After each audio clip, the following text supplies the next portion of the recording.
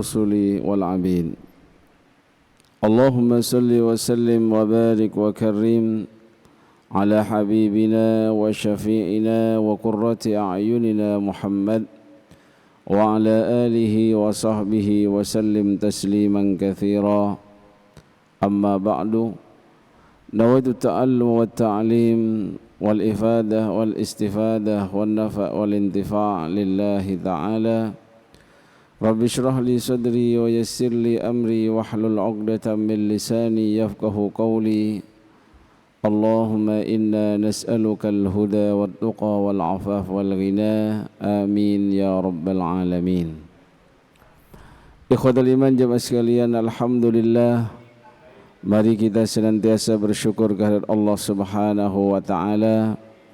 Pada pagi hari ini kembali diberikan oleh Allah kemudahan untuk terus bisa melaksanakan ibadah salat subuh berjamaah di masjid dan melanjutkan duduk beriktikaf dengan niat nawaitul i'tikaf fi hadzal masjid limuddati iqamati fihi lillahi ta'ala, niat i'tikaf selama kita berada di masjid ini, dan juga niat untuk talabul ilm, belajar ilmu, mencari ilmu, khususnya ilmu agama yang dijelaskan dalam Al-Quranul Karim dan mentadabburi firman-firman Allah Subhanahu wa ta'ala. InsyaAllah kita akan melanjutkan tadabbur dan tafsir dari ayat-ayat Al-Quran sampai kita pada surat At-Taubah ayat ke-100, dan insyaAllah kita akan belajar bersama hingga ayat ke-102, di mana 3 ayat ini menjelaskan kepada kita bagaimana gambaran orang-orang, kondisi seseorang, apakah masuk dalam kondisi orang-orang yang diridhai oleh Allah atau masuk pada kategori orang-orang yang dimurkai oleh Allah.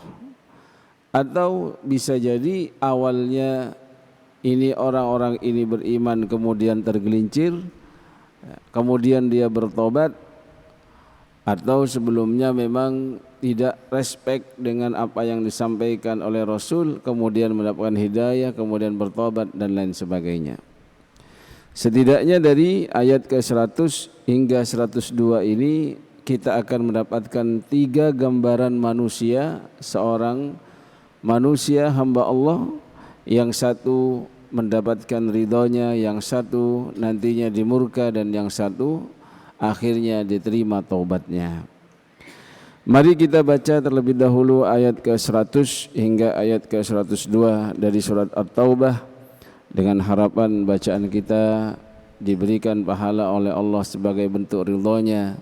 Satu hurufnya satu kebaikan, dan satu kebaikannya dilipat gandakan menjadi 10 kali lipat, sebagaimana yang disampaikan Nabi kita, man qara'a harfan min kitabillahi falahu bihi hasanah wal hasanatu bi asyri amthaliha. Barang siapa orang yang membaca satu huruf saja dari kitab Allah, maka baginya kebaikan, dan kebaikan itu dilipat gandakan menjadi 10 kali lipat.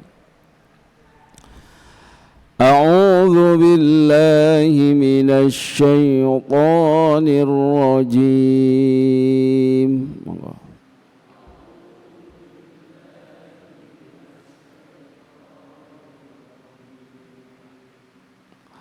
والسابقون الأولون من المهاجرين والأنصار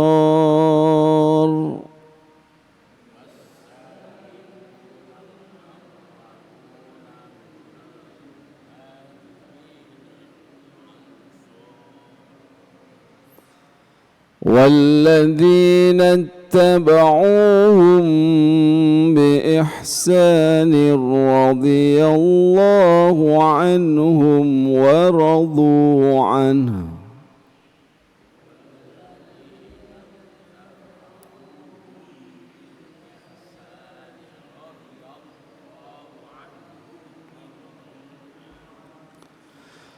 وأعد لهم جنات تجري تحتها الأنهار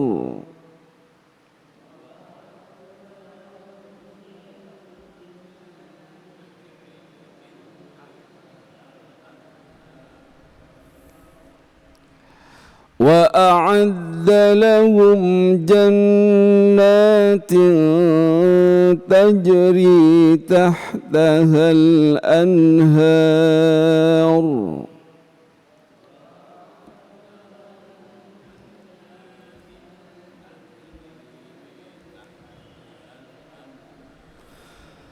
خالدين فيها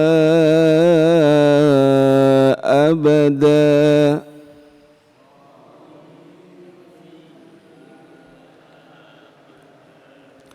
ذلك الفوز العظيم.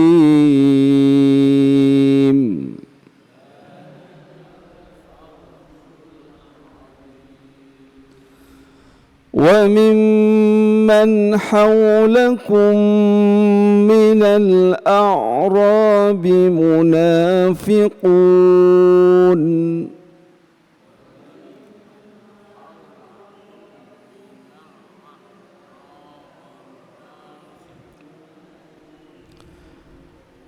ومن أهل المدينة مردوا على النفاق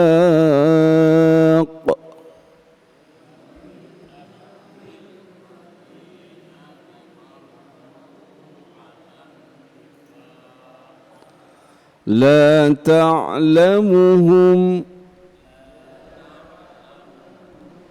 نحن نعلمهم سنعذبهم مرتين ثم يردون إلى عذاب عظيم.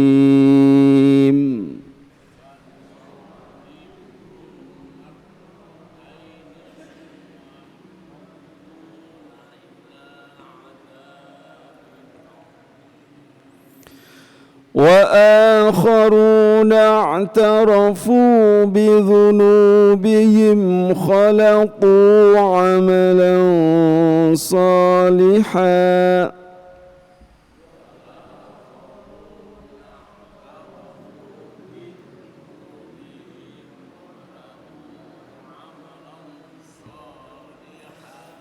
وآخر سيئا عسى الله أن يتوب عليهم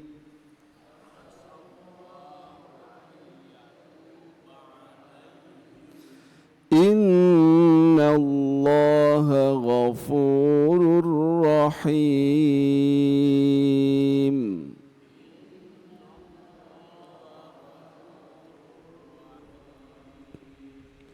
Sadaqallahul azim.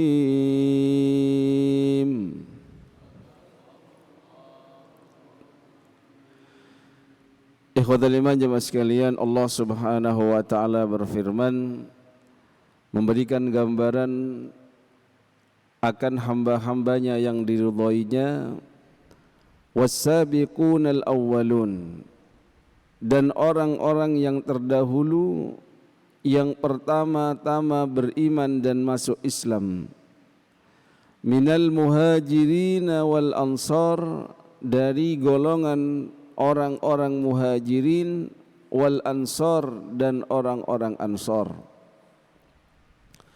walladzina ittaba'uhum bi ihsan, dan orang-orang yang mereka mengikuti orang-orang yang terdahulu bi ihsanin, dengan baik, dengan juga mengerjakan amal-amal soleh sebagaimana yang dikerjakan oleh para pendahulunya. Radhiyallahu, semoga Allah dan senantiasa ridhonya Allah menyertai anhum, kepada mereka, wa radu anhu, dan mereka ridha kepada karunia-Nya.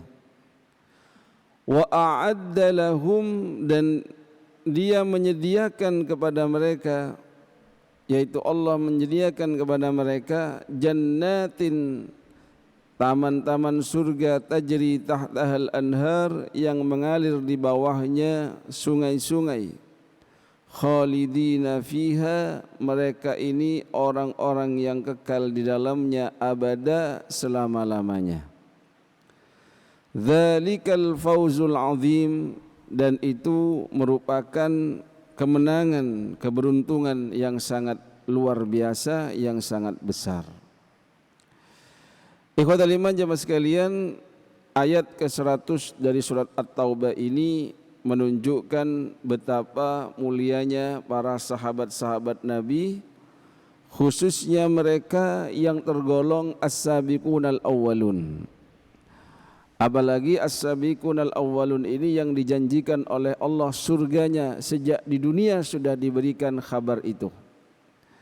Siapa mereka? Di antaranya mereka ini yang menyambut Islam dengan cepat, dengan gercep, alias dia ini menyambut Islam dengan baik ketika awal kali Nabi SAW mendakwahkan Islam itu. Setidaknya kalau dari golongan wanita, yaitu istri baginda Nabi besar Muhammad SAW, Khadijatul Kubra. Bukan berarti setiap istri bisa ikut suami, karena ada juga istri seorang Nabi, yaitu Nabi Lut, yang tidak bisa mengikuti kebaikan-kebaikan yang diarahkan oleh suaminya.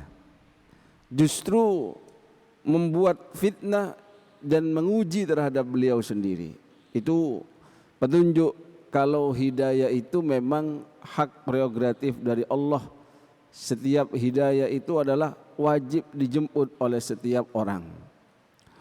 Dan as-sabiqunal awwalun ini, orang-orang yang diajak oleh Nabi ketika beliau ini berawal-awal berada di awal dakwahnya, khususnya ketika 3 tahun pertama Nabi mendakwahkan Islam. Dan di antara yang menyambutnya adalah Sayyidina Ali bin Abi Thalib, Sayyidina Utsman bin Affan. Begitu juga sahabat beliau, sahabat Abu Bakar As-Siddiq. Jadi as-sabiqunal awwalun minal muhajirin wal ansar, yaitu al-muhajirin, mereka yang berada di Mekah, yang mana mereka ini demi menyelamatkan imannya kepada Allah Subhanahu wa taala rela untuk meninggalkan tanah airnya. Di mana hijrah dalam Islam ini bukan hanya hijrah dari Mekah ke Madinah. Dulunya pernah ada hijrah dari Mekah menuju Habasyah. Ada yang mengatakan Habasyah itu ya Sudan lah ya. Ikhwatal iman jamaah sekalian, kemudian bagaimana as-sabiqunal awwalun minal ansor? Kalau dari muhajirin kita mudah untuk menelaahnya atau mudah untuk menentukannya sebagaimana yang kita baca dalam sirah. Nabi ketika mendapatkan wahyu, kemudian beliau mendakwahkan secara sembunyi-sembunyi sampai 3 tahun lamanya, baru nanti dakwahnya dengan jahran. Maka di awal-awal ini tidak semua ketika mereka ini mendapatkan dakwah langsung menyambut dengan baik. Ada yang masih mikir, ada yang masih meneliti, ada juga yang langsung menentang, apalagi dari tokoh-tokoh Quraisy. Namun ada yang langsung menyambut dakwah beliau dan apa yang beliau sampaikan dengan baik. Dan beliau ini adalah para sahabat-sahabat Nabi yang mulia, yang tergolong as-sabiqunal awwalun, yang mana memiliki senioritas dalam keislaman. Dan dalam kondisi yang seperti itu membela Nabi, menemani Nabi, menjadi sahabat Nabi yang luar biasa. Dan itulah yang menyebabkan mereka diantaranya mendapatkan radhiyallahu anhum, diridhai oleh Allah. Dan kita biasanya ketika menyebut para sahabat ini dengan radhiyallahu an. Ikhwatul iman jemaah sekalian, bagaimana dalam posisinya orang-orang Ansor? Bukankah orang-orang Ansor ini dikatakan adalah orang-orang yang menyambut kedatangan sahabat-sahabat dari golongan muhajirin dari Mekah? Dan Nabi pun 13 tahun berdakwah di Mekah. Walaupun tidak ada hasil yang signifikan dengan banyak yang mengikutinya, tapi Nabi SAW terus mendakwahkan Akhirnya kalau kita membaca sirah, di situ ada yang disebut dengan Bai'atul Aqabah al-ula. Kemudian ada Bai'atul Aqabah yang kedua, di mana ada sekelompok orang-orang dari Madinah yang sebelumnya belum bernama Madinah, yaitu dari Yathrib, berkunjung ke Mekah, kemudian didakwahkan oleh Nabi Islam, dan mereka menerima Islam itu dan memiliki janji setia bersama Nabi sallallahu alaihi wasallam. Yang pertama sebanyak 7 orang, kemudian datang lagi di tahun berikutnya sebanyak 72 orang, 2 di antaranya adalah seorang wanita. 2 di antara 72 itu adalah berjenis kelamin perempuan. Maka di sini ikhwatal iman termasuk as-sabiqun al-awwalun. Walaupun mereka ini kondisinya masuk Islamnya ini berapa tahun setelah Nabi diutus menjadi Nabi, tapi mereka ini dari golongan Ansor. Nabi belum hijrah ke Madinah, namun mereka ketika datang ke Mekah menerima dakwah itu, dan mereka juga tergolong as-sabiqun al-awwalun. Walaupun nanti misalkan ada penjelasan yang dimaksud di sini adalah mereka yang tergolong sahabat-sahabat yang masuk dalam Bai'at Ridwan, di mana Nabi SAW ketika melaksanakan umrah bersama para sahabat kemudian tertahan di situ, tidak boleh masuk ke Mekah. Kemudian diutuslah Sayyidina Utsman bin Affan untuk bernegosiasi. Namun ketika beliau tidak balik-balik, Nabi merasa ini seakan-akan nantinya dibunuh Sayyidina Utsman ini, sehingga tersiar kabar bahwasanya Sayyidina Utsman ini sudah dieksekusi. Maka Nabi SAW mengambil janji setia terhadap sahabat-sahabat yang umrah ini, yang disebut dengan Bai'atul Ridwan, bahwasannya kalau saja ini Utsman bin Affan sahabat Nabi ini tidak kembali karena dibunuh oleh mereka, maka kami yang datang di sini tidak akan mundur walaupun hanya membawa senjata seadanya. Dan Allah ridho terhadap para sahabat yang ikut dalam Bai'atul Ridwan ini karena mereka sudah berjanji setia. Ikhwatal iman jamaah sekalian, walladzina tabauhum bi ihsan, dan orang-orang yang mereka ikut orang yang terdahulu ini dengan baik.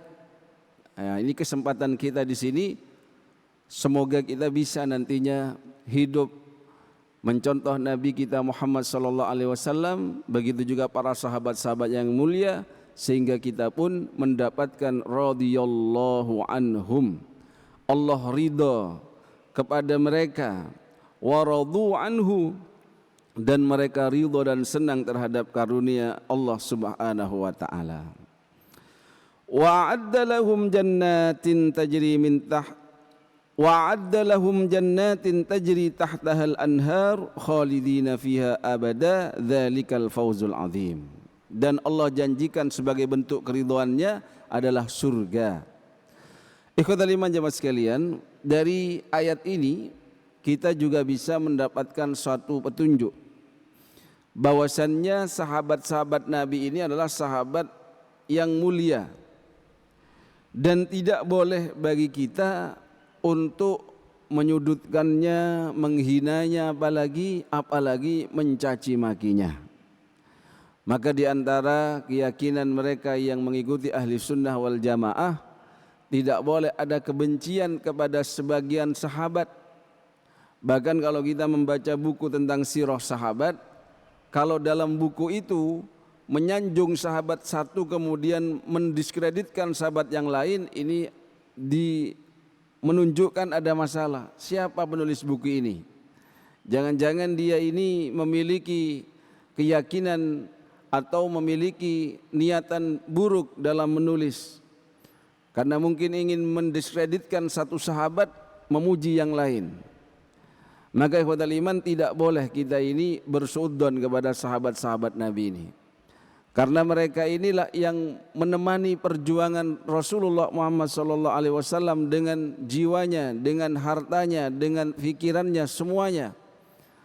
Dan sahabat itu memang kategorinya mereka yang bersama Nabi, kemudian meninggal dalam keadaan yang beriman dan mengimani apa yang disampaikan oleh Rasulullah Muhammad sallallahu alaihi wasallam. Bukan yang hanya bersama bertemu apalagi memerangi Nabi. Ya. Jadi ikhwatul iman, predikat sahabat itu adalah mulia, sehingga kita tidak boleh ya, mencaci maki atau bersuudzon atau ini gara-gara sahabat ini ya. Contohnya ini Pak, kalau di debat-debat akademis ya, itu sampai tidak nyebut radhiyallahu an atau tidak menyebut sahabat itu, walaupun debat akademis ya kurang sopan, apalagi cuma debat-debat yang tidak akademis. Tetap harus kita hargai, walaupun mungkin ada yang dianalisa misalkan kenapa kok dibakar ini Quran-Quran yang tidak sesuai, dalam artian yang tidak dianggap, alias kenapa kok tidak dibiarkan saja sebagai referensi yang lain. Nah kan sudah disetujui di antara para sahabat itu. Misalkan dalam penulisan mushaf yang mana dikumpulkan semuanya, dijadikan satu dan ditugaskan oleh Sayyidina Abu Bakar As-Siddiq, di antaranya adalah Zaid bin Thabit radhiyallahu an. Lalu kemudian ketika dibakar Quran-Quran yang lain, bahkan mereka pun memiliki Quran itu yang ikut dibakar. Mereka ridho kok, mereka tidak protes, kenapa kita yang protes gitu ya. Nah, itu ketika apalagi membahas ketika hal-hal yang terjadi peperangan antara mereka. Misalkan ketika membahas sirah perang Jamal ya, atau perang di antara Ummul Mukminin Aisyah dengan siapa? Ali radhiyallahu an. Bisa jadi di situ itu adalah ada provokatornya. Tidak mungkin mereka ini berperang karena nafsu itu. Tapi ketika dulu zaman yang komunikasinya itu terbatas, kemudian ada memang provokator yang mengadu domba, akhirnya mereka merasa benar, yang satu merasa benar, yang satu merasa benar. Tidak tahu kalau yang diperangi ini adalah orang yang sahabatnya sendiri atau temannya sendiri. Bisa dalam kondisi seperti itu. Intinya zaman-zaman fitnah yang terjadi dalam sahabat itu, kita tidak boleh selalu menghukumi atau bahkan mendiskreditkan atau mencaci maki atau menghina, apalagi hanya karena tidak cocok atau karena tidak ingin memujinya. Sudahlah, itu ikhwatul iman, tinggalkan hal-hal yang demikian karena tidak ada bermanfaat, dan Allah Subhanahu wa taala meridhai kepada mereka, apalagi mereka yang sudah dikatakan sebagai ahli surga. Bisa jadi kesalahan-kesalahan yang mana kita anggap salah itu adalah karena satu kesalahpahaman atau ada provokator tertentu yang memang mereka ini ingin mengadu domba. Ya, kalau membaca sirah itu luar biasa. Ya. Ikhwatul iman jamaah sekalian, kemudian yang kedua, gambaran orang yang kedua adalah wa mimman haulakum, dan di antara mereka, di antara orang-orang yang berada di sekeliling Nabi ini, ada minal a'rabi, dari orang-orang Badui yang sudah kita bahas pada pertemuan yang lalu, munafikun, yang mana mereka tergolong orang-orang munafik. Dan al-a'rabu itu orang-orang yang Badui ini biasanya lebih keras dalam urusan kemunafikannya, sebagaimana yang sudah pernah kita bahas di ayat ke-97, al-a'rabu asyaddu kufra wa nifaqa. Karena apa? Di antaranya dikarenakan literasi yang rendah, atau dikarenakan sesuatu yang kurang banyak dia ini bergaul dengan manusia ya. Sehingga apa? Sehingga dalam hal etikanya, dalam hal apapun itu ya beda dengan orang yang berilmu. Namun itu tidak jaminan. Wa min ahlil madinati, dan dikatakan di antara penduduk Madinah itu ada juga segolongan orang-orang yang maradu 'alan nifaq, yang dia ini terlatih atau sudah terjangkit kemunafikan. La ta'lamuhum, di mana engkau Muhammad tidak mengetahui terhadap mereka, namun Allah nahnu na'lamuhum, tapi kami mengetahui mereka. Maka dikatakan oleh Allah di sini, sanu'adzibuhum marratain, kelak kami akan mengazab mereka marrataini, dua kali ya. Di mana dalam penafsirannya banyak sekali maksud dari diazab oleh Allah dua kali ini, sanu'adzibuhum marratain. Ada yang berpendapat di antaranya adalah disiksa dengan bencana di dunia, dan nantinya disiksa di alam kubur. Ada juga yang mengatakan bahwasannya disiksanya sanu'adzibuhum marratain ini ketika dia ini diberikan oleh Allah bocoran bahwasannya orang ini adalah munafik, itu sudah menjadi azab bagi mereka sejak di dunia. Karena ketika seperti itu akan ada sanksi sosial.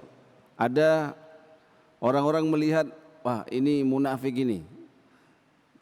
Kalau kita dalam hal dohir ini bermuamalahnya dengan cara yang dohir. Kalau dia adalah orang muslim, kita bermuamalah dengan muslim, dengan cara keislamannya.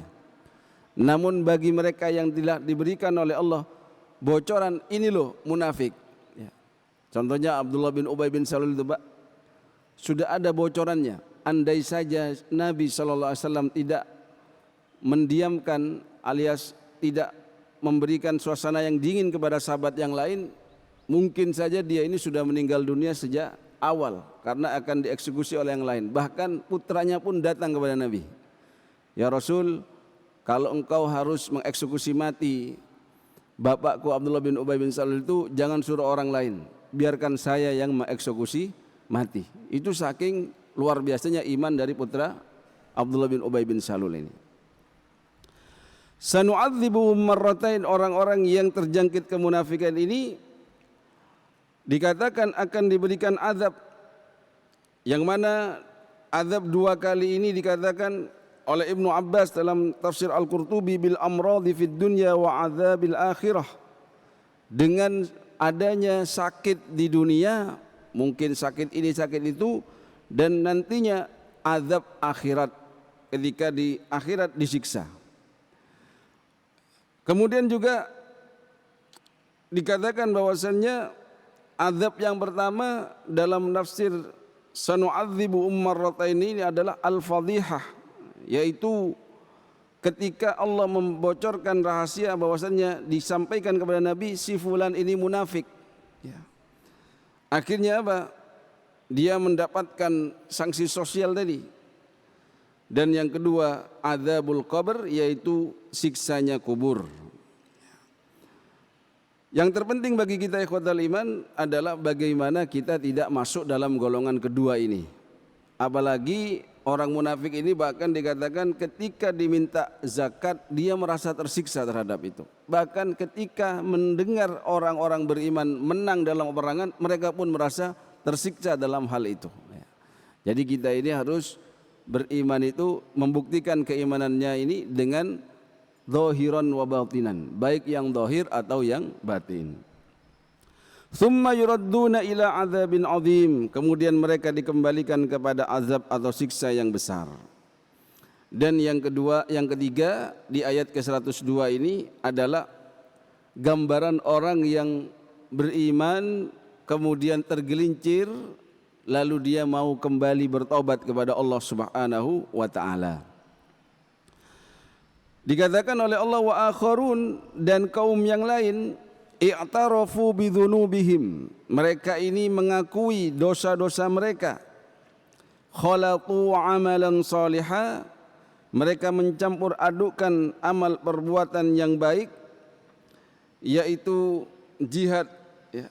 Lalu kemudian mengakui dosa terdahulunya, karena pada perang Tabuk ada sebagian orang ini yang beriman kemudian mereka tidak ikut terhadap perang Tabuk sebagaimana ajakan seruan jihad dari Rasulullah sallallahu alaihi wasallam. Wa akhara sayyi'an, dan amal yang lain yang buruk yaitu tidak ikut berperang dalam jihad fisabilillah. Asallahu ayyatuba alaihim, semoga Allah menerima taubat kepada mereka ini. Innallaha ghafurur rahim, sesungguhnya Allah Maha Pengampun dan Maha Pengasih. Ayat ke-102 ini sebenarnya ada asbabun nuzul yang khusus. Di antaranya ada sahabat, ada seorang mukmin yang dia ini tidak ikut perang Tabuk, kemudian ketika merasa dia ini berdosa di hadapan Allah Subhanahu wa taala, beliau ini bersama orang-orang yang lain, karena kalau kaum itu biasanya jumlahnya 3 orang atau lebih ya kalau kaum itu. Jadi kaum itu kumpulan laki-laki yang banyak, di mana di antaranya di sini disebutkan Abu Lubabah. Ya. Dia ini termasuk dari kaum ini, di mana ketika dia ini sadar, ya Allah, saya kenapa tidak ikut perang Tabuk? Akhirnya dia mengikat dirinya bersama orang-orang lain ini di pelataran masjid dan meminta pertaubatan kepada Allah Subhanahu wa taala, dan juga meminta kepada Nabi, ya Rasul, saya ingin bertobat, bahkan hartanya dibawa, ambil ini di jalan Allah, karena inilah kami ini tidak ikut berperang, ambil ini ya Rasul. Dan mereka tidak mau melepaskan dirinya, mengikat dirinya di halaman Masjid Nabawi. Dan Nabi pun membiarkan itu karena tidak ada instruksi dari Allah. Di antaranya akhirnya turun ayat ini, wa akharuna i'tarafu bidzunubihim. Dan di antara orang-orang yang itu adalah mereka ini mengakui bertobat terhadap kesalahan-kesalahannya. Ya. Khalatu amalan salihah wa akhara sayyi'a. Maka Allah Subhanahu wa taala menerima tobat mereka, asallahu ayyatuba alaihim innallaha ghafurur rahim. Maka Nabi pun menerima. Di sini ikhwatal iman petunjuk, kalaupun kita pernah salah, jangan kita ini menutup pintu rahmatnya Allah sendiri. Karena Allah ini ghafurur rahim, Allah ini maha pengampun, maha mengampuni dosa-dosa hambanya yang sering bersalah. Apalagi memang kita sudah berazam untuk bertaubat dengan taubatan nasuha, dan Allah itu senang atau cinta terhadap hamba-hambanya yang mau bertaubat dan mau kembali kepada Allah Subhanahu wa taala. Semoga kita masuk dalam kategori orang-orang yang diridhai oleh Allah dan terus berusaha mencari ridhonya Allah. Kalau setidaknya kalau kita tidak bisa menjadi sabiqunal awwalun karena memang kita ini hidup di generasi yang berbeda, setidaknya kita mencari-cari jalan bagaimana saya mendapatkan ridhonya Allah. Oh, kita baca hadis, ridallah fi ridal walidain wa sukhtullah fi sukhtil walidain. Oh, ridhonya Allah itu bergantung pada ridhonya dua orang tua kita, atau ketika orang tua kita ini murka terhadap kita, maka Allah akan juga murka. Maka kita cari jalan mencari ridhonya orang tua dengan niatan juga mencari ridhonya Allah Subhanahu wa taala. Begitu ikhwatal iman, banyak sekali hal-hal yang membuat kita mendapatkan ridhonya Allah, termasuk dengan mengikuti para sahabat Nabi, para sabiqunal awwalun, dan juga puncaknya mengikuti kepada sunnah-sunnah Rasulullah Muhammad sallallahu alaihi wasallam. Semoga bermanfaat. Mohon maaf atas segala kekurangan. Subhanakallahumma wa bihamdika asyhadu an la ilaha illa anta nastaghfiruka wa natubu ilaik. Tsumma assalamu alaikum warahmatullahi wabarakatuh.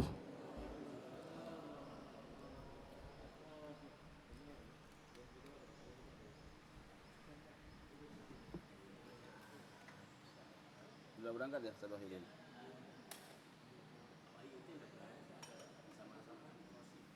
Pak Rosid. Nanti